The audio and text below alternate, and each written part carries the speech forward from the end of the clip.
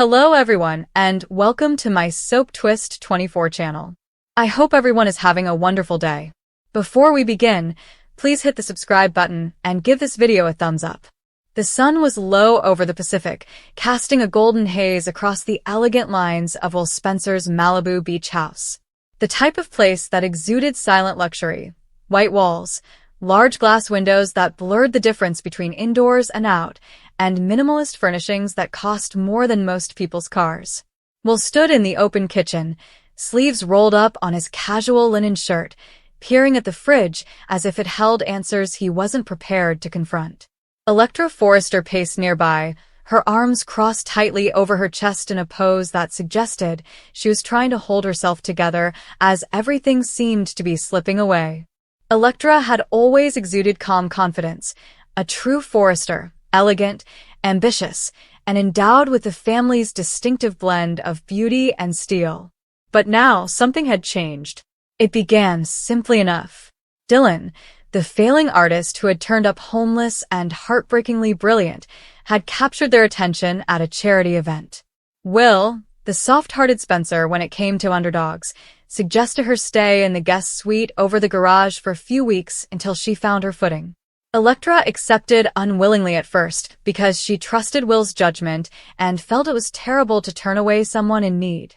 However, weeks stretched into months and Dylan, quiet, enigmatic Dylan with her paint-stained fingers and deep eyes, had become a staple.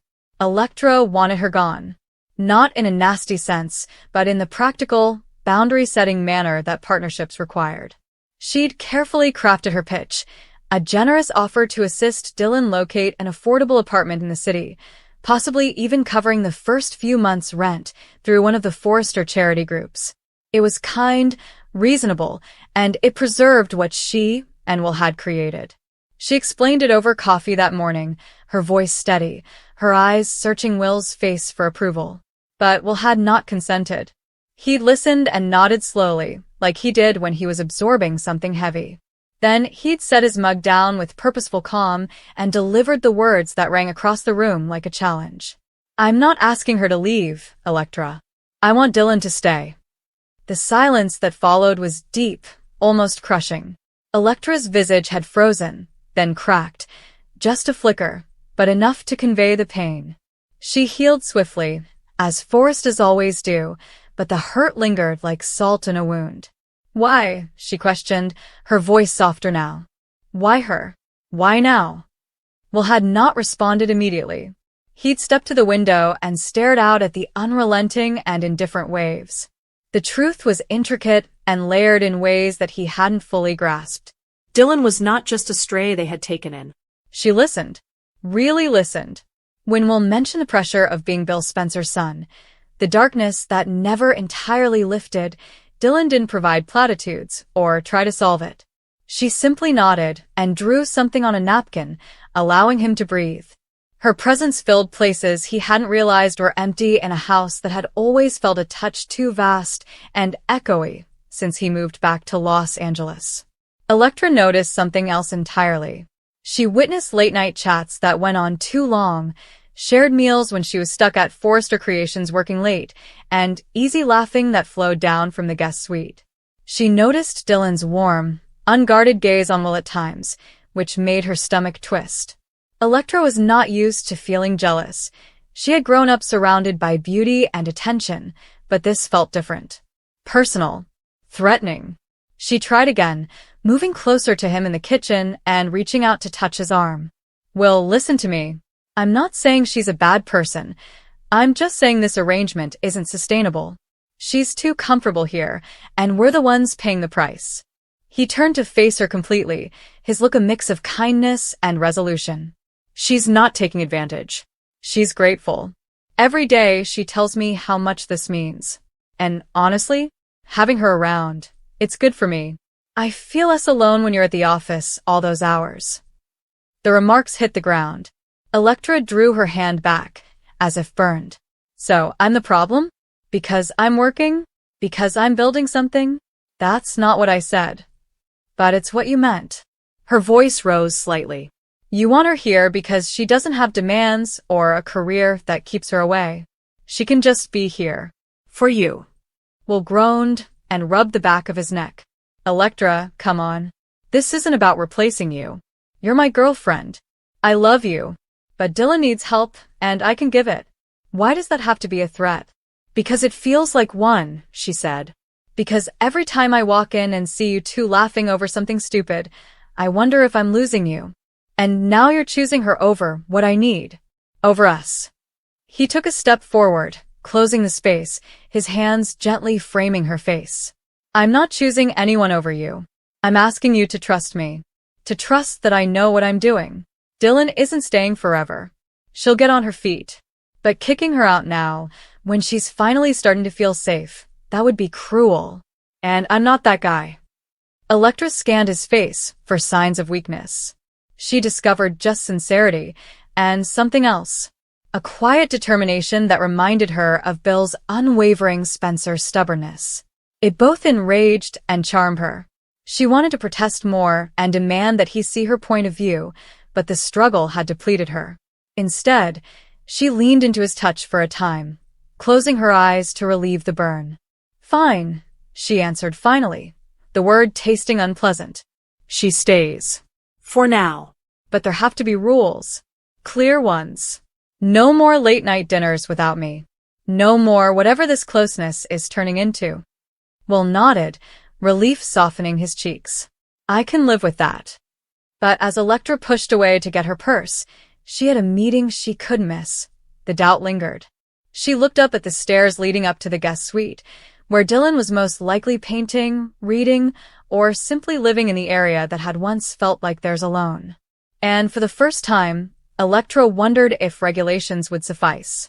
Dylan sat cross-legged on the floor of her temporary room, surrounded by paintings in various states of completion. The light poured in through the skylight, revealing the blues and grays she'd been layering for days, a seascape that better portrayed the Pacific's melancholy than any snapshot. She had not intended to overhear the talk below. The house conveyed sound in unusual ways, with voices wafting up like smoke. But she had heard enough. Will defend her, insisting that she stay. Her heart had stalled at the words, a perilous flutter she attempted to ignore. She was not come to stir trouble. She wasn't here to take someone's partner.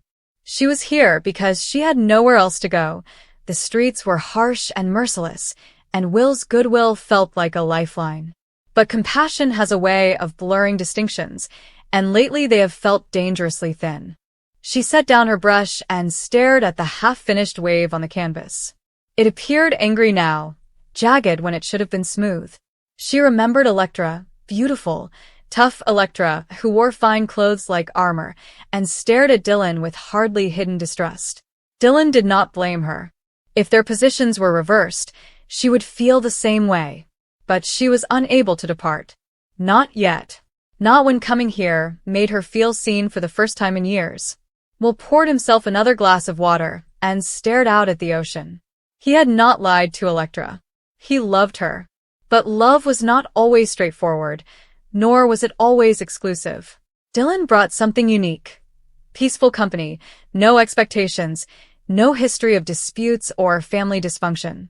She reminded him of who he aspired to be, giving and open, not the guarded successor everyone expected. He heard Electra's car drive out of the driveway, its engine fading into the distance. The house felt empty without her, but not completely. Dylan was upstairs painting her heart out. And that was enough for now. Days progressed into weeks. The tension did not evaporate. Rather, it simmered. Electra arrived home earlier when she could, interjecting herself into talks and laughing a little too hard at Will's jokes. Dylan spent more time alone, dining in her room or going on long walks on the beach, to give them space. But inevitably, seconds slipped by, Will asking Dylan's judgment on a new surfboard design, Dylan offering to prepare when Electra arrived late again. Small things. Things are innocent. However, each one added weight to the unspoken question hovering over them all. How long could this go on? After a long day at Forrester, Electra arrived to find Will and Dylan on the porch, watching the sunset. They weren't touching or even near, but the comfort between them was palpable. Dylan was painting the horizon, and Will was leaning over the railing beside her, remarking softly. Electra stood in the doorway, undetected, her heart pounding. She might stroll out there and join them, becoming a trio. She might retreat and let them have their moment. Instead, she cleared her throat. They both turned. Will grinned, warm and welcoming. Dylan looked frightened and hastily closed her sketchbook. Long day? Will inquired. Always, Electra said, forcing a light tone. She crossed to Will and wrapped her arm around his waist. I missed you. He kissed her forehead. I missed you even more. Dylan rose up. I should go in, give you two some time. Electra startled herself by speaking. Stay. It's a beautiful sunset. There's room for three. Dylan paused, looking at Will. He nodded softly. She sat down again, this time a little farther away. They gazed in silence as the sky turned orange and pink. No one mentioned the refused offer or the decision. But it hung there, a part of the air they inhaled. Will had chosen compassion over comfort and friendship above calm in his relationship. It was unclear if it would break them or bond them even more tightly. For the time being, the three of them sat together, frail, insecure, and human, as the waves continued to flow in, unconcerned about the drama unfolding on the shore. As darkness fell, the beach house lights turned on one at a time. Inside, there were difficult debates about limits, trust, and the future. But outside, beneath the rising stars, there was a fragile ceasefire. Will had refused the easy road. He decided to let Dylan stay. And that decision planted the seeds for whatever came next.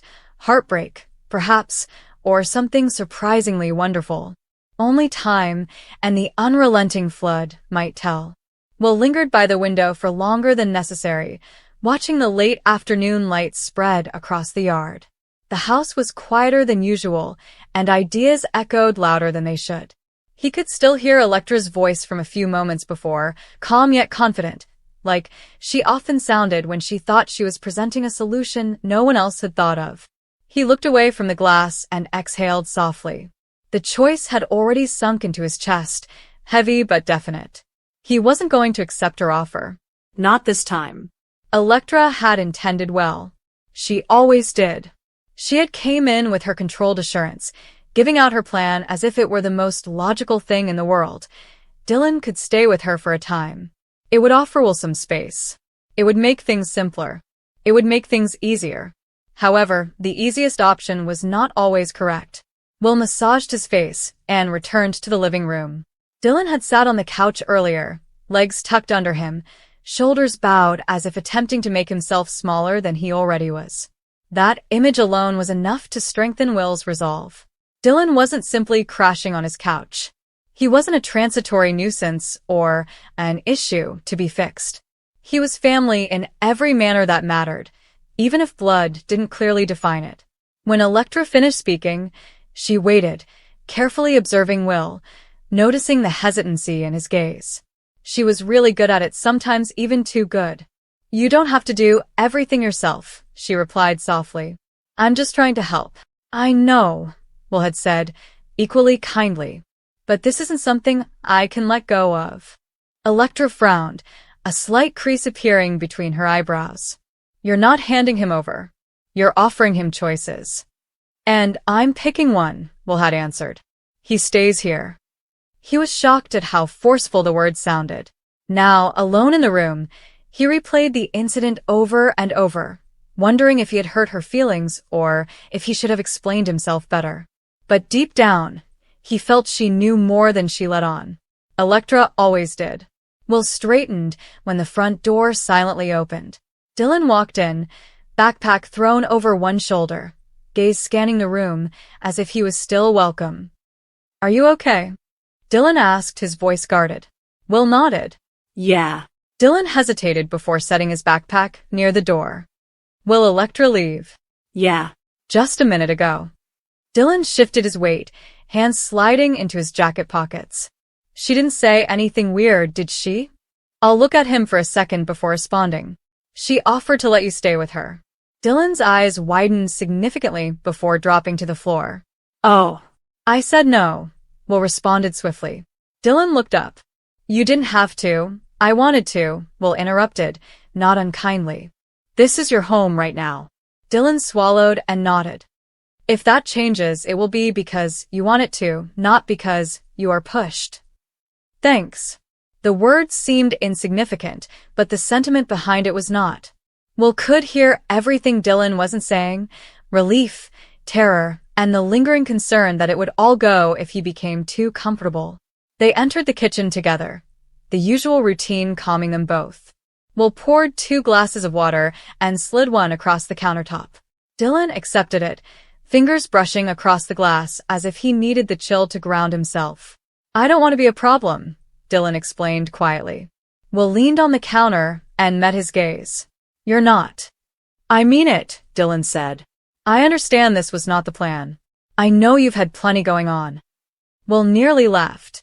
Almost. Plans change. Dylan flashed a tiny smile before looking down again. Electra is nice. I see why she offered. She is, Will said. She meant it. But this isn't about convenience. There was a long quiet that wasn't uncomfortable.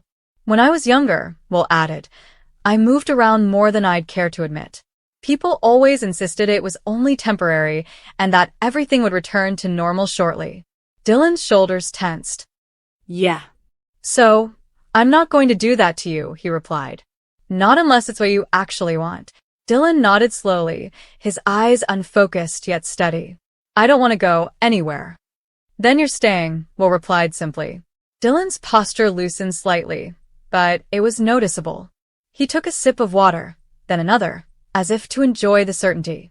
Later that evening, Will found himself alone again, this time in the corridor, listening to the muffled noises of Dylan moving around the guest room. Drawers open, and a chair scrapes lightly against the floor. Normal sounds. Domestic sounds. The kind that makes a house feel like a home rather than a place to pass through. Electra's comments reverberated again, this time in a softer tone. You don't need to do everything yourself. Maybe she was correct. Perhaps he didn't.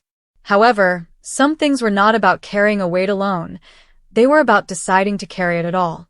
Will pulled up his phone, hesitated, and typed a message to Electra. He kept things simple. Honest. I hope you understand how much I appreciate you. I just need to do it my way. The reply arrived a few minutes later. I understand. I just wanted to make sure Dylan was okay. And, for what it's worth, I believe you are doing the right thing. Will grinned as the pressure in his chest eased. The days that followed fell into a pattern. Dylan began leaving his shoes at the entrance without asking.